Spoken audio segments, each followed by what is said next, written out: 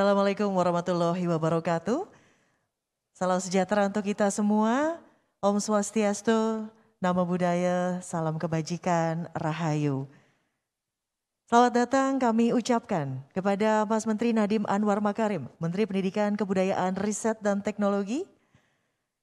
Ibu Franka Makarim, Penasihat Dharma Wanita Persatuan Kementerian Pendidikan, Kebudayaan, Riset dan Teknologi. Bapak Anindito Aditomo, Kepala Badan Standar Kurikulum dan Asesmen Pendidikan Kementerian Pendidikan, Kebudayaan, Riset dan Teknologi.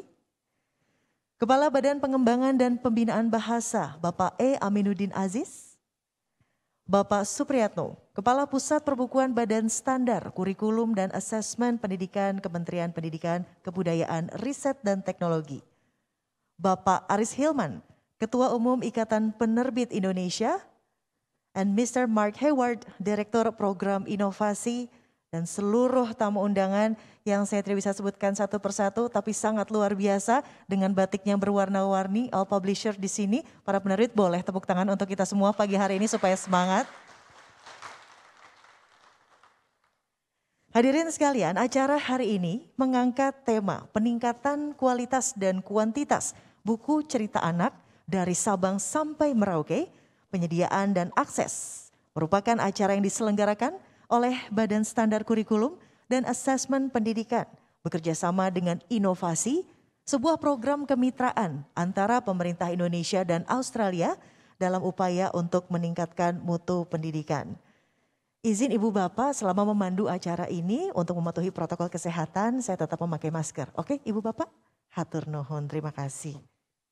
Dan untuk memulai acara, mari kita sama-sama menyanyikan lagu Indonesia Raya. Kepada para hadirin dimohon untuk berdiri.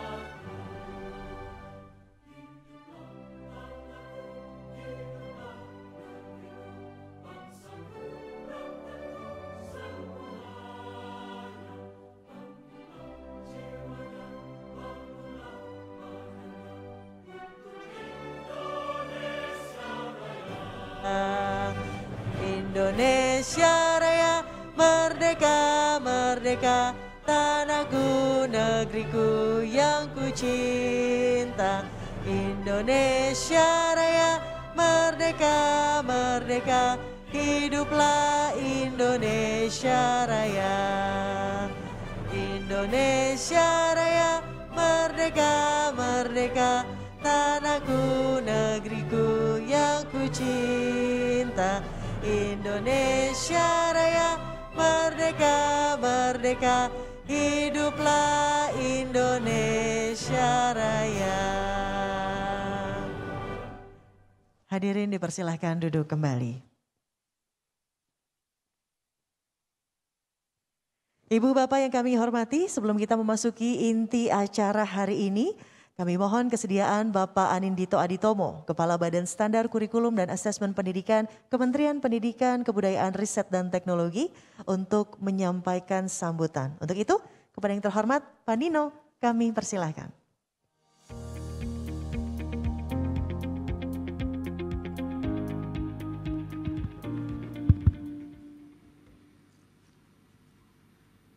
Bismillahirrahmanirrahim. Assalamualaikum warahmatullahi wabarakatuh. Selamat pagi, salam sejahtera, shalom, Om Swastiastu, Namo Buddhaya, salam kebajikan Bapak dan Ibu semuanya. Yang saya hormati Mas Menteri Pendidikan, Kebudayaan, Riset dan Teknologi, Mas Nadiem Anwar Makarim, beserta Ibu Franka, Pak Amin, Kepala Badan Bahasa, Pak Supri, Kepala Pusat Perbukuan, Pak Mark Hayward, Program Director dari Inovasi, dan Bapak Ibu hadirin yang berbahagia semuanya.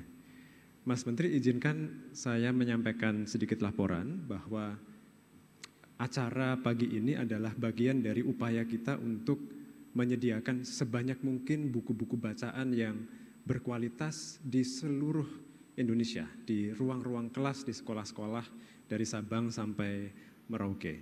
Dan kita mendefinisikan buku berkualitas ini adalah kriteria utamanya buku-buku yang menarik minat anak-anak, yang membuat anak-anak ingin mengambil buku itu dari rak, membuka-buka lembarannya, membaca ceritanya, dan tenggelam dalam dunia imajinasi mereka. Kita percaya betul bahwa pengalaman positif dengan buku dan dunia bacaan sejak awal ini adalah fondasi yang sangat penting bagi tumbuhnya, tercapainya profil pelajar Pancasila yang membuat anak-anak kita menjadi pelajar sepanjang hayat yang bisa berpikir merdeka dan bertindak secara merdeka untuk kebaikan diri dan lingkungannya. Jadi sesuai dengan arahan Mas Menteri, upaya ini kita fokuskan kepada jenjang PAUD, pendidikan anak usia dini, dan SD, terutama SD awal. Untuk itu kami di BSKP bekerja sama dengan Badan Bahasa dan dibantu oleh dukungan yang luar biasa dari Inovasi, timnya Pak Paul. Ini sudah melakukan beberapa hal untuk mengidentifikasi persoalannya secara menyeluruh. Kita sudah melakukan wawancara, survei, diskusi-diskusi dengan semua stakeholder utama, guru, kepala sekolah, penerbit, penulis juga, dan juga orang tua dan anak-anak untuk mengidentifikasi apa yang menghambat baik dari sisi supply maupun demand. Dan hari ini kita mengundang semua stakeholder, perwakilan tentu saja, semua stakeholder tadi perwakilannya untuk problem solving bersama-sama. Apa yang bisa kita lakukan dari sisi pemerintah, dari sisi orang tua, dari sisi pegiat literasi, dari sisi penerbit dan penulis, mencari titik temu untuk problem solving hambatan-hambatan utamanya tadi. Di sesi awal kami minta kesediaan Mas Menteri dan Ibu Franka untuk ngobrol-ngobrol, memberi inspirasi, memberi wawasan, dan memberi penguat motivasi bagi kita semua untuk menemukan titik temu tadi. Harapannya kita bisa melihat visi Merdeka Belajar ini sebagai salah satu katalis yang sangat-sangat perlu kita manfaatkan untuk menyediakan tadi, membuat anak-anak kita di seluruh Indonesia menjadi pembaca-pembaca yang senang membaca dan pelajar sepanjang hayat. Jadi saya tutup dengan sedikit pantun, Mas Menteri. Makan bebek goreng dengan sambal mangga. Pedasnya tidak membuat orang kapok. Tidak ada anak yang tidak suka membaca. Mereka hanya belum ketemu buku yang cocok. Masih ada satu. Menggelar pesta dengan tumpeng Nusantara, rasanya enak, penataannya pun cantik. Mari bersama tingkatkan minat baca dengan menyediakan buku yang asik dan menggelitik. Terima kasih Bapak dan Ibu. Selamat pagi. Assalamualaikum warahmatullahi wabarakatuh. Salam sejahtera untuk kita semua. Terima kasih Pak Nino, konsisten dengan pantunnya Pak Nino ini. Semakin berinovasi dengan pantun. Dan seperti tadi Pak Nino sudah sebutkan di awal, kita akan ada sesi fireside chat, peran buku cerita anak dalam pengembangan literasi yang akan menghadirkan langsung nih Mas Menteri dan juga Ibu Franka. Saya boleh memanggilnya Mbak Menteri sekarang, yang akan dipandu oleh moderator Nda Nila Tanzil, pendiri Taman Bacaan Pelangi, jauh-jauh dari Bali ini. Bapak Ibu boleh tepuk tangan untuk Mas Menteri Nadiem Anwar Makarim, Mbak Franka dan juga Mbak Nila Tanzil, silakan. Jadi nanti mau kasih preview gitu ya, cerita-cerita apa saja sebetulnya yang mengiringi masa kanak-kanak, bawang merah, bawang putih, Enid Blyton, wah ketahuan angkatan. Baik, saya langsung saja silahkan Mbak Nila. Ya, terima kasih Mbak Wida. Selamat pagi Mas Menteri dan Bu Franka. Pagi. Selamat pagi. Terima kasih sudah hadir di sini bersama dengan kami ini para aktor di bidang perbukuan dan literasi di Indonesia. Pagi ini kita seperti sudah disebutkan oleh Ibu MC, kita akan berbincang-bincang secara santai tentang betapa pentingnya peningkatan kualitas dan kuantitas buku cerita anak di Indonesia, penyediaan dan akses. Nah, sebenarnya Fireside Chat ini kita ingin menggali pengalaman pribadi dari Mas Menteri dan Bu Franka, karena pasti banyak yang penasaran ya. Oke, untuk pertama-tama saya ingin ingatkan untuk teman-teman yang ada di sini bisa memberikan pertanyaan untuk Mas Menteri dan Bu Franka lewat Slido. Nanti ada linknya di sini ya di layar. Jadi silahkan, nanti akan ada sesi Q&A. Oke. Ya, ya ini di sini. Oke. Nah, pertanyaan yang pertama nih, penasaran banget ya. Bisakah Mas Menteri dan Bu Franka cerita the earliest memory saat membaca buku cerita? Dan apa peran pengalaman membaca tersebut terhadap pengalaman belajar Anda berdua? Silahkan, siapa dulu? Ya. Terima kasih Mbak Nila, senang ketemu lagi sama Mbak Nila. Sebenarnya saya pertama kali ketemu Mbak Nila itu udah zaman kita kuliah dulu. Dan dari dulu sampai sekarang memang udah semangat gitu ya Mbak Nila selalu untuk meningkatkan literasi anak-anak, membaca dan semuanya. Dan hari ini saya dan Mas Nadiem juga senang karena ini kayaknya pertama kali kita pernah duduk fireside chat sama-sama untuk membahas sesuatu yang memang sangat dekat dengan hati kami dan anak-anak. Spesial sekali ya. Kalau misalnya diingat buku apa yang pertama kali saya baca, saya jujur nggak inget. Gitu, bener-bener buku yang mana tuh nggak inget. Kalau inget buku favorit? Udah mulai besar gitu ya, udah mulai bisa baca sendiri, mungkin itu semua buku yang ada di perpustakaan. Tapi salah satu yang saya ingat sekali adalah bapak saya dan eyang saya terutama dari saya kecil itu selalu membacakan cerita. Mereka selalu setiap malam tuh pasti ada yang cerita. Kalau lagi nginep ke rumah mereka atau mau tidur, mereka tuh semua membacakan buku atau bercerita tanpa buku kepada saya. Dan itu yang membuat saya ingat betapa besar gitu dunia ini di luar dari yang kita lihat. Ya. Dan itu yang membangkitkan rasa pertama kali sangat ingin jadi bisa baca pertamanya. Ya. Mungkin itu. Ya. Jadi dari belum bisa baca, rajin dibacakan buku cerita, akhirnya jadi pingin cepat-cepat bisa baca begitu betul, ya. Karena kan mulai dari cerita kita jadi tahu bahwa oh ada narasi itu yang kita inget ya gitu. Dan abis itu kita lihat buku, tapi kita nggak tahu itu tulisan apa gitu. Betul. Tapi kok ada cerita tentang dunia-dunia yang lain ini loh gitu. Jadi itu sih yang saya ingat banget. Oke, terima kasih Bu Franka. Bagaimana dengan Mas Nadiem? Kalau buat saya ingat samar-samar kalau saya harus benar-benar cari ya. Itu mungkin saya waktu umur 2 sampai 6 tahun itu saya tinggal di Australia sama orang tua saya. Iya. Saya ingat memori terawal saya baca itu adalah buku cerita mitologi tradisional aborigine di Australia. Jadi saya membaca, saya ingat ini mungkin saya umur 2,5 atau 3 mungkin ya salah satu memori.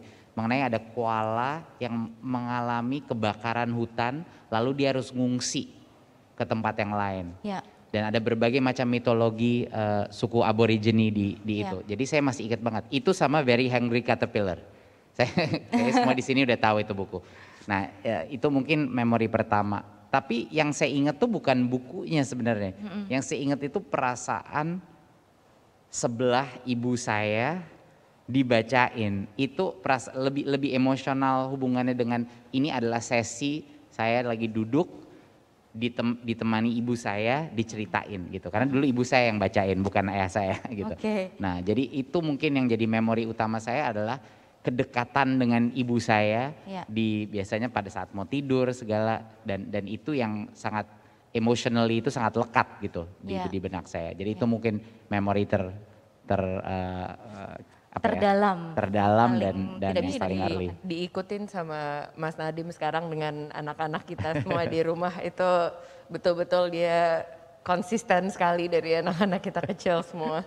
Yeah, okay. Ada buku cerita favorit di masa kecil yang mungkin diingat? Banyak ya. Banyak ya. Saya tuh dulu ngefans banget sama Tintin. Oh ya, Jadi- sama. Jadi sebelum ya, Komik ya. Iya. iya komik lah, komik Iya. Tintin. Kamu suka Asterix nggak? Asterix Obelix. Aku nggak, aku suka Tintin. Sama satu lagi itu buku-bukunya Roald Dahl. Ya. Ya. Bukunya Roald Dahl tuh udah Udah komplit gedean. satu. Dari Ya. yang paling serem Witches, sekarang gitu. Sampai sekarang saya bacain, saya sama anak-anak saya do live translation. Karena saya eksklusif bahasa Indonesia sama anak-anak saya. Oh wow. Jadi saya harus belajar nih selama 6 bulan sampai 8 bulan caranya menerjemahkan buku Inggris ke bahasa Indonesia dalam real time. Itu nggak gampang loh. Itu benar-benar nggak gampang. Mesti tahu inti ceritanya dulu, baru habis itu ulangin di setiap Betul. halaman. Betul, kita harus baca dulu berarti Iya. kan? Ya. Jadi kita berdua gitu karena anak kita karena eksklusif bahasa Indonesia 2 tahun per tahun, mintanya ke kita ya, apalagi yang paling tua, mintanya bahasa Indonesia, tapi kepengennya buku bahasa Inggris. Jadi kita harus menerjemahkan real time itu Kalau dulu berdua. udah mau baca selalu oke, Indonesia. Kita yang iya. Iya. Tunggu sebentar. Kalau saya ingat dulu di SD saya, zaman dulu tuh selalu ada 2 orang yang jualan buku di depan sekolah, di depan gerbang. Saking seringnya saya mesti nabung buat beli buku di depan, buku komik atau buku bacaan, ibu saya itu kasih uang jajannya dibagi 2. Jumlahnya sama, Ya. tapi dibagi 2. Satu itu namanya buat jajan buku, satu lagi jajan makanan. Mau makan bakso atau lain itu bisa, tapi yang satu tuh buat buku. Karena dia udah tahu saya mau beli buku itu tiap minggu kalau bisa. Tapi kan mesti nabung. Iya. Jadi itu yang diingat sih juga. Ya. Saya ingat juga di rumah tangga saya itu buku itu ada di mana-mana. Ya, mau dibaca nggak dibaca nggak masalah. Yang penting ada di mana-mana, di kamar mandi, majalah, di ruang mainan ada buku. Beneran, toilet tuh full dengan majalah dan buku-buku apapun gitu. Jadi dimanapun di ruangan ada. Dan saya dulu baru, ini sekarang mulai ingat lagi. Mainan itu selalu ada kuota. Bolehnya cuman kalau ulang tahun atau lagi pulang dari mana gitu kan. Kalau mau nonton TV ada kuota, coklat ada kuota, ya kan. Soda nggak boleh sama sekali gitu. Itu harus nyelenip-nyelenip ke rumah tetangga. Nah, tapi yang nggak pernah ada kuota, setiap kali kita ke toko buku, saya boleh milih apapun dan bakal dibeliin. Jadi saya boleh beli buku sebanyak apapun, itu nggak pernah ada kuotanya. Sampai sayanya yang bisa nenteng buku sebanyak apapun. Dan itu sesuatu yang berdampak gitu pada saya bahwa ini adalah sinyal dari orang tua bahwa oke, ini suatu hal yang oke gitu, Ya, bukan yang suatu baik. hal yang nggak mungkin kebanyakan, ya kan? Iya, iya. Nggak mungkin kebanyakan gitu. Jadi ya kira-kira gitu. Nah ini bisa ditiru ya oleh kita sebagai orang tua, bisa meniru memberikan kuota-kuota, tetapi kalau untuk buku dibiarkan, tidak ada kuota. Karena semakin banyak semakin baik sebenarnya ya untuk membaca. Dan kalau bisa mereka yang pilih. Betul. Gitu loh. Karena apa yang kadang menurut kita mereka perlu baca, belum tentu mereka mau ambil. Ya. Itu udah kejadian beberapa kali sama kita juga kalau kita pergi ke toko buku gitu atau kita pesan online gitu ya, karena kita pikir oh ini ceritanya sangat menarik, gambarnya sangat menarik atau banyak orang yang juga beli gitu. Ternyata pada saat situ yang mereka ambil tuh beda gitu dan Ya. minat itu harus datang juga dari mereka kan. Kita harus menghargai apa yang mereka tuh punya gitu. Setuju. Reference mereka dan keinginan mereka tuh harus juga kita validasi gitu. Iya, jadi mereka tidak merasa terpaksa untuk membacanya.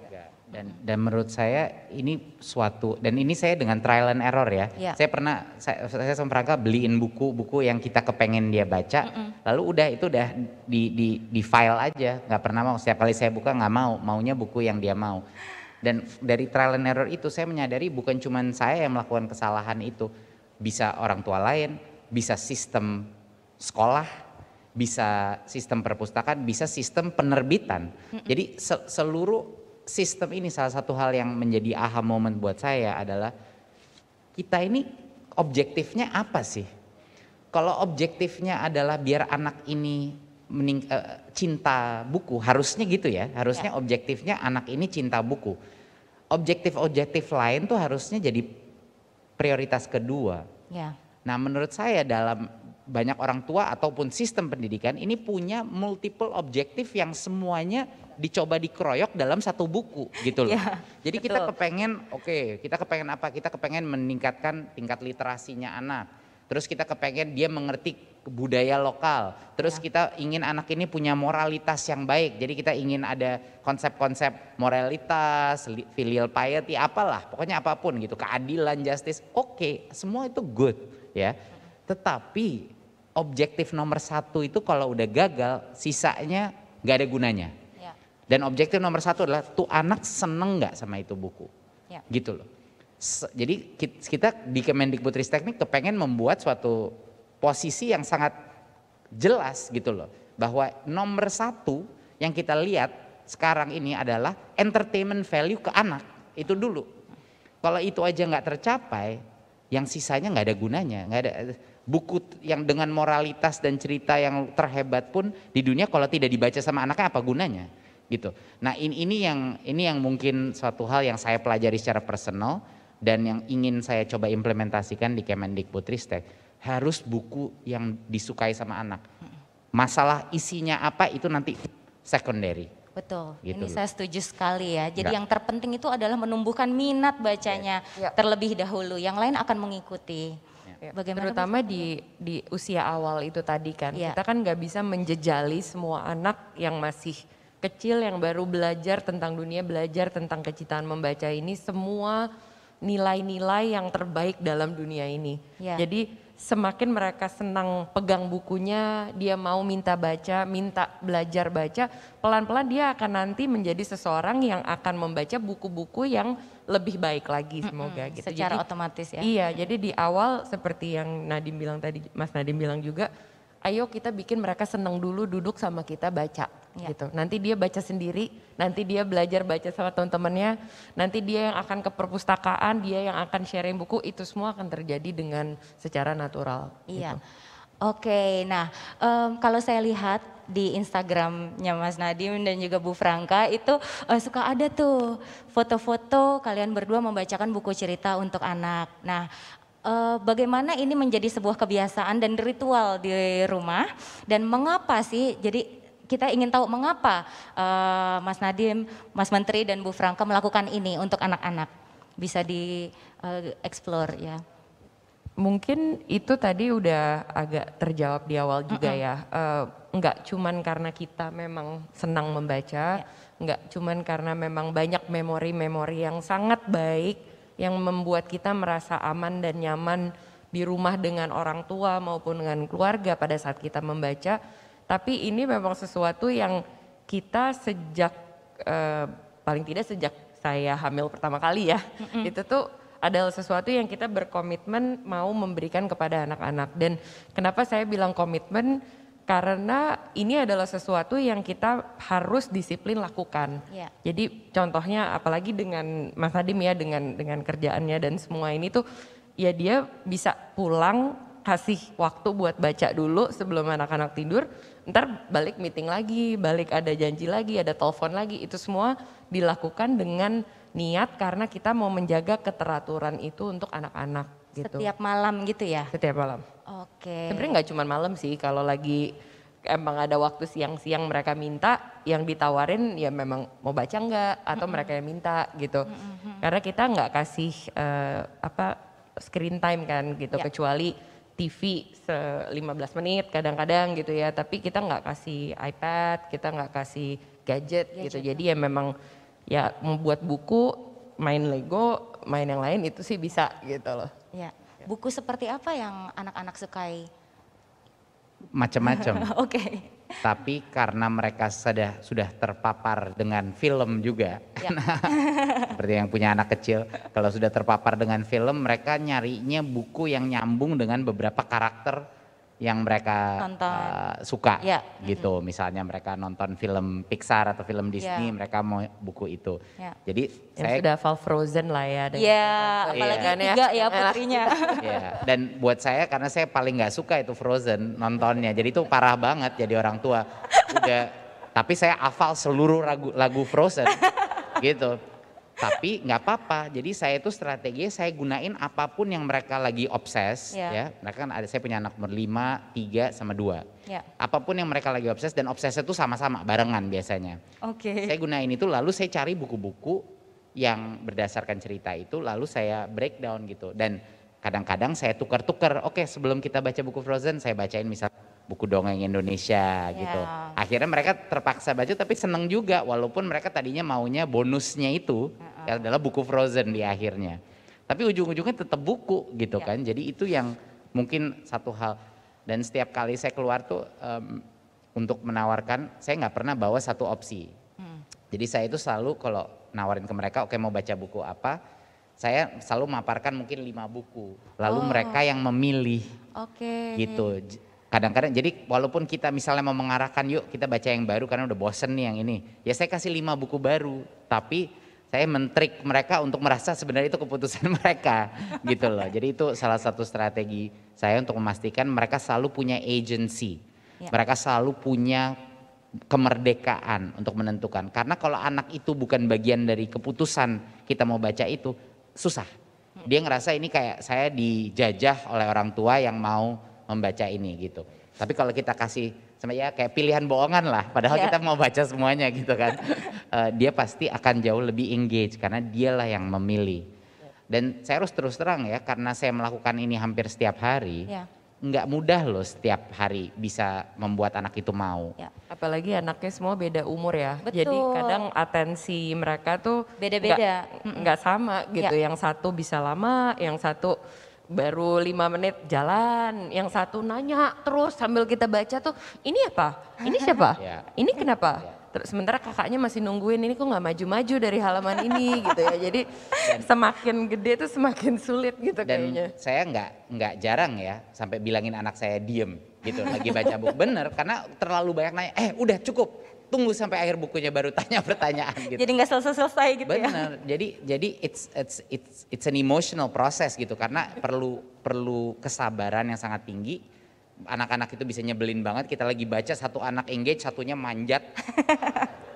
Habis itu kita harus nenangin. Jadi nggak mudah dan ini butuh mindset dari orang tua yang ini kayak makan sayur. Jadi apapun tuh masih baca. Tahu nggak? Ini sampai desperate anak saya yang 2 hari nggak mau baca karena dia lagi males baca, dia maunya main-main aja. Sampai dia lagi di toilet saya bacain gitu. Karena dia nggak bisa lari gitu. Iya benar juga. Dia lagi makan, saya baca di sebelahnya. Dia nggak mau bacain dia, pokoknya saya baca aja gitu, baca terbuka. Yang penting bacain terus. Jadi itu nggak semuanya easy gitu loh bagi semua orang tua, tapi harus niat, kita harus niat sebagai ini, this is a daily thing kayak harus makan gitu. Anak harus makan, anak harus dibacain gitu. Saya cuma mau menambahkan aja Bapak Ibu sekalian, ini, suami saya ini komitmen membacanya sangat terstruktur. Waktu anak saya yang pertama baru lahir, udah agak gede sih, udah mau 1 tahun, itu udah mulai ngeliat nih ada buku-buku Disney waktu itu. Akhirnya karena seperti kata beliau, dia nggak terlalu suka dengan yang Elsa dan lain-lain, dia bilang oke, kita pakai sistem. Maksudnya gimana? Kita boleh lihat, yang kita kasih lihat buku dulu cerita, abis itu nyanyiin dulu lagunya, abis itu baru lihat filmnya, pokoknya jadi 1 unit of inquiry, jadi dia bisa belajar. Saya bilang ini gimana ya, nggak semuanya ada lagunya soalnya gitu nih cerita. Jadi tapi emang apa ya, memang mungkin dari dalamnya udah ingin selalu bisa mengajarkan, jadi saya ya udah ikut aja waktu itu. Tapi saya nggak merekomendasikan sistem saya buat, karena ini saya memang agak ekstrim gitu, jadi nggak perlu seintens saya. Berhasil 6 bulan, abis itu ya buyar juga, susah kan mau mereka gimana. Oke, terima kasih untuk jawabannya. Nah, pertanyaan berikutnya untuk Mas Nadiem, mengapa membaca itu penting bagi anak-anak di SD dan PAUD? Dan jenis buku apa yang menurut Mas Nadiem itu paling penting untuk menumbuhkan minat baca anak-anak? Dan bagaimana buku cerita dapat diintegrasikan ke dalam pengajaran literasi di kelas? Begitu Mas, ya. Kayaknya di ruangan ini saya nggak perlu jawab pertanyaan pertama, kenapa membaca itu penting. Ya. Itu kayaknya kita semua udah tahu. Kalau dari jenis buku tadi saya udah menyentuh. Terus terang, dan ini suatu hal yang mungkin nggak semua orang setuju. Terus terang yang terpenting adalah itu anak mau nggak baca buku itu. Artinya kriteria buku yang terbaik itu saya nggak pegang, saya nggak pilih-pilih gitu maksudnya. Oh harus ada ini, harus ada ini, enggak. Saya mau lihat kalau anak itu masuk perpustakaan, dia ambil nggak bukunya, dan terus dia mulai balikin through. halamannya apa tidak. Kalau kriteria itu terpenuhi atau setelah dibacain sama gurunya sekali dia kepengen ngambil buku itu lagi, itu namanya buku bagus. Dah, itu aja. Saya nggak peduli buku itu komik, saya nggak peduli buku itu buku superhero, buku mengenai fantasi, buku apa, tidak. Yang karena kita ngomongin literasi, kita berbicara hari ini terhadap cinta membaca, yang terpenting hanya itu. Dan saya ingin Kemendikbud dan juga mitra-mitra kita align dengan prinsip itu. Ya. Karena dulu Kemendikbudristek tidak seperti itu, benar nggak? Dulu banyak sekali kriterianya. Ya kan, dulu banyak sekali kriterianya, harus ada ini, kita mau ada tema lingkungan, kita mau ada tema ini. Jadi sekarang saya kepengen mensimplify gitu loh. Apa kriteria yang terbaik, entertainment value untuk anak-anak kita sehingga dia kepengen baca. Jadi itu mungkin yang pertama. Ya. Dan saya harap itu bisa benar-benar bagi penerbit buku, bagi kreator, bagi ilustrator itu juga lebih freeing, ya nggak sih? Lebih memerdekakan mereka untuk menciptakan apa yang benar-benar akan menyenangkan untuk anak. Hanya menyenangkan saja, itu saja untuk anak. Dan mungkin kegiatan apa atau contoh apa yang bisa dilakukan dalam kelas, kita udah tahu beberapa prinsip dasar. Yang pertama, bukunya harus menyenangkan.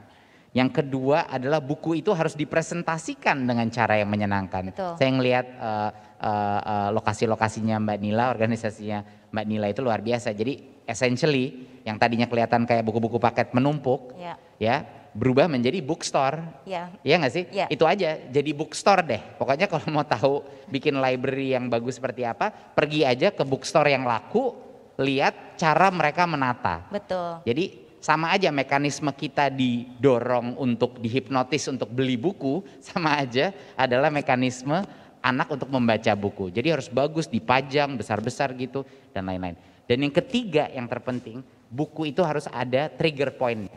Trigger point-nya itu guru atau librarian ya, perpustakaan atau siapapun yang pertama mencetuskan rasa ingin tahu atau curiosity terhadap konten buku itu. Itu makanya read along ya. Pembacaan buku di kelas, sesi dedicated untuk ke perpustakaan dan free reading dan untuk dibacakan, itu luar biasa pentingnya. Kita udah tahu ini mekanismenya ada.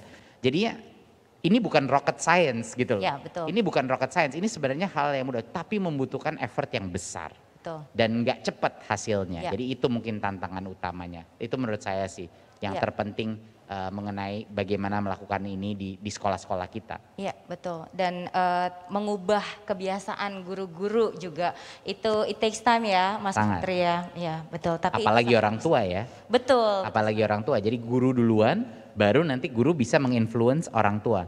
Tapi kalau orang tuanya berhasil terpapar, walaupun terpapar dengan apa ya? Virus literasi ini ya yang benar-benar oke, saya mengerti nih benefit untuk anak saya, itu luar biasa dampaknya.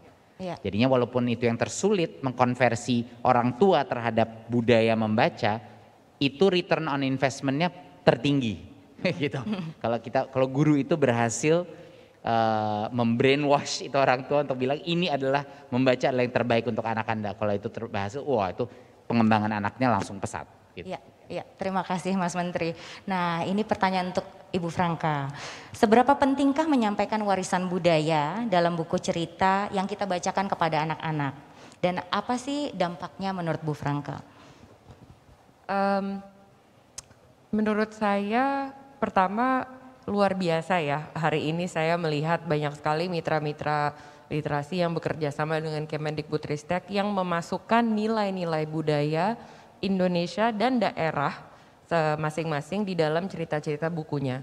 Kenapa ini menurut saya juga sangat penting, karena melalui ceritalah salah satu cara termudah untuk anak-anak itu mengetahui tentang kekayaan Indonesia kita sendiri ini.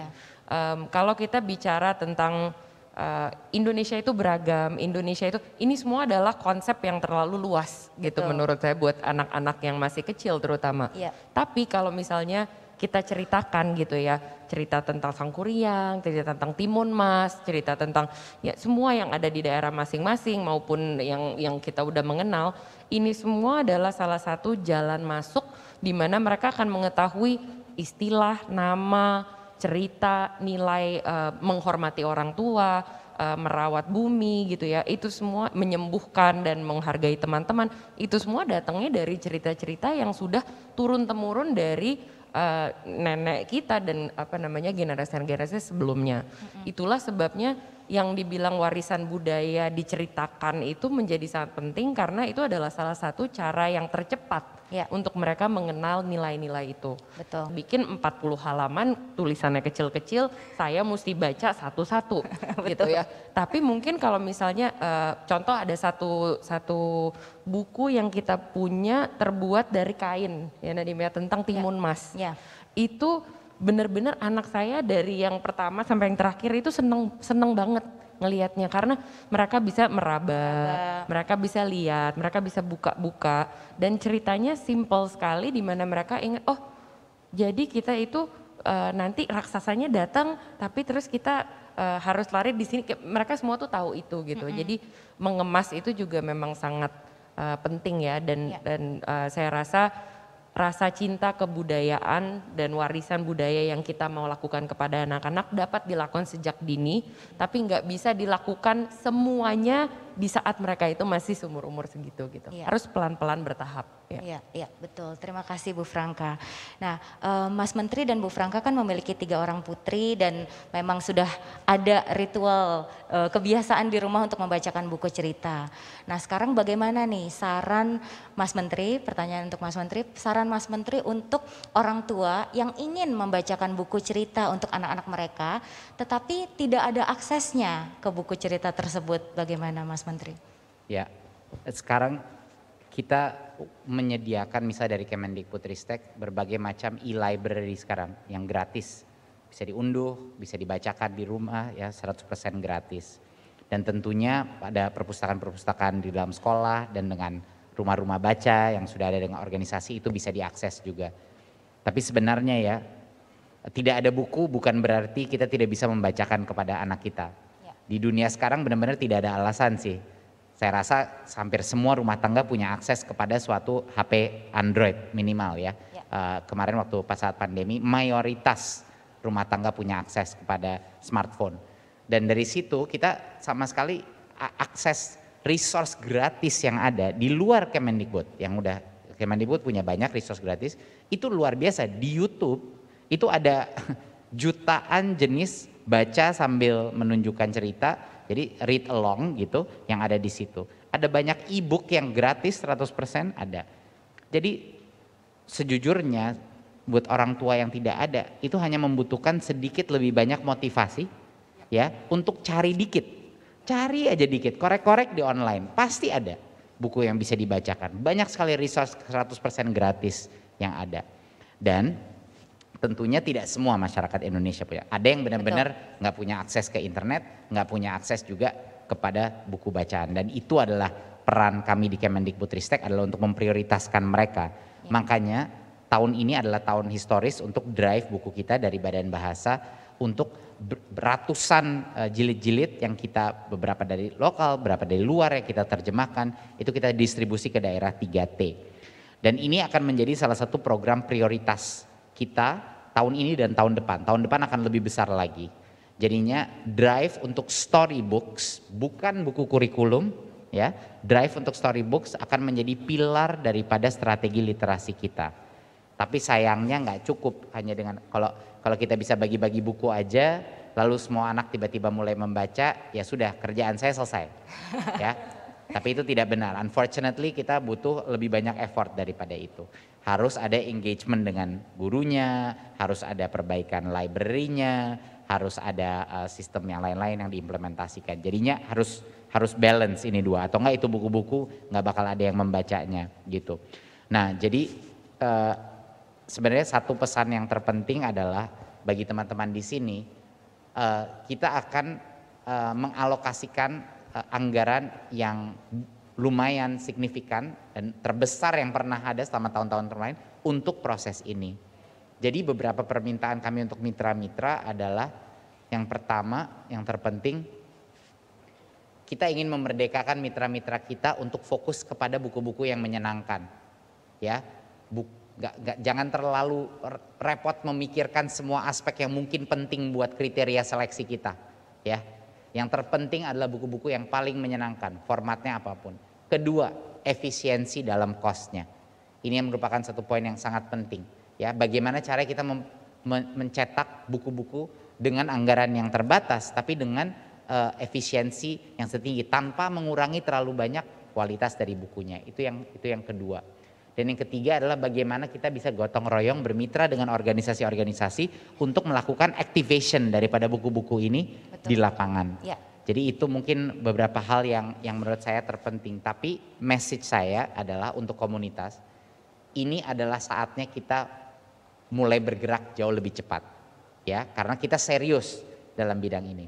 Kita serius dalam, tapi kita juga butuh dukungan, karena tanpa dukungan dari mitra-mitra kreator, tanpa dukungan dari penerbit dan lain-lain, kita nggak akan bisa mencapai goal kita, karena nggak cukup kontennya. Saat ini aja di seluruh komunitas masih tidak cukup kontennya. Kita butuh jauh lebih banyak konten yang jauh lebih menyenangkan dengan cost yang jauh lebih murah. Betul. Gitu, semuanya pengen dicapai. Jadi ini hal-hal yang kadang-kadang kontradiktori, tapi dengan dukungan Kemendikbud kita ingin mencetuskan suatu perubahan market demand. Jadi harapannya dengan, walaupun initially ini akan didorong oleh Kemendikbud, drive ini, nanti pasar atau demand daripada jumlah pembaca yang ingin membeli buku, jumlah orang tua yang diminta sama anaknya untuk beli buku itu akan meningkat. Jadi kita harus sama-sama dengan dukungan Kemendikbudristek investasi ke dalam sektor ini, ya. Karena kesinambungan ekonominya juga sangat penting untuk seluruh ekosistem. Kalau tidak ada itu akan sangat sulit inovasi ini terus terjadi, gitu. Jadi itu mungkin pesan saya kepada mitra. Sekali lagi terima kasih banget bagi semua yang sudah hadir hari ini. Terima kasih sudah mendengarkan kami berbicara. Sebenarnya dari saya sangat tertarik sesi yang, walaupun saya nggak sempat datang, sesi yang afternoon ini, yang problem solving session sebenarnya itu saya, tapi karena schedule-nya berhalangan saya nggak bisa hadir. Tapi tolong update kami karena kami butuh ide-ide, ya. Kami sedang menyiapkan anggaran yang cukup besar, tapi kami butuh ide-ide bagaimana cara melakukan ini dalam skala yang besar, bukan hanya skala yang mikro. Sekali lagi terima kasih untuk dukungannya dan terima kasih sudah mendengarkan cerita-cerita saya dan istri saya. Terima kasih. Terima kasih. Terima kasih banyak Mas Menteri dan Bu Franka sudah berbagi inspirasi, berbagi pengalaman pribadi, dan juga terima kasih untuk gebrakan-gebrakan inovatifnya. Ini benar-benar angin segar buat kita semua ya. Sudah dipermudah untuk membuat buku cerita yang memang bisa menumbuhkan minat baca anak. Itu dulu yang paling penting sesuai dengan pesan dari Mas Menteri. Terima kasih banyak dan mari kita semua bersama-sama meningkatkan minat baca anak-anak di seluruh Indonesia. Selamat pagi. Baik. Saya kembalikan ke Mbak MC. Terima kasih Mbak Dila, Mas Menteri, Mbak Franka, mohon berdiri dulu di atas panggung karena kita akan sesi foto bersama dulu. Kita akan mengundang Pak Nino, Pak Mark Hayward, Pak Aris Hilman, juga untuk Pak Aminuddin Aziz berfoto semuanya di atas panggung.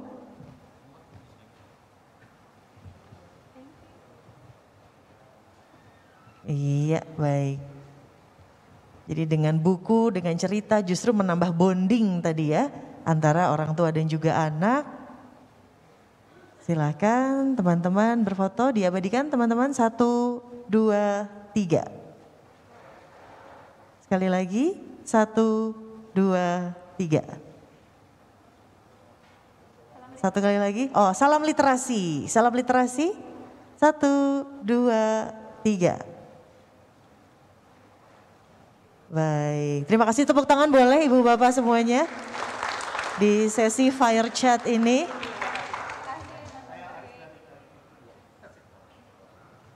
Terima kasih Mas Menteri, Mbak Franka. Saya tidak bisa membayangkan tadi ketika ada lagu Frozen, Do you wanna build a snowman? Mbak Franka dan Mas Menteri harus juga mempelajari hal itu. Baik, terima kasih atas kehadirannya Mbak Franka, Mas Menteri, salam sehat selalu.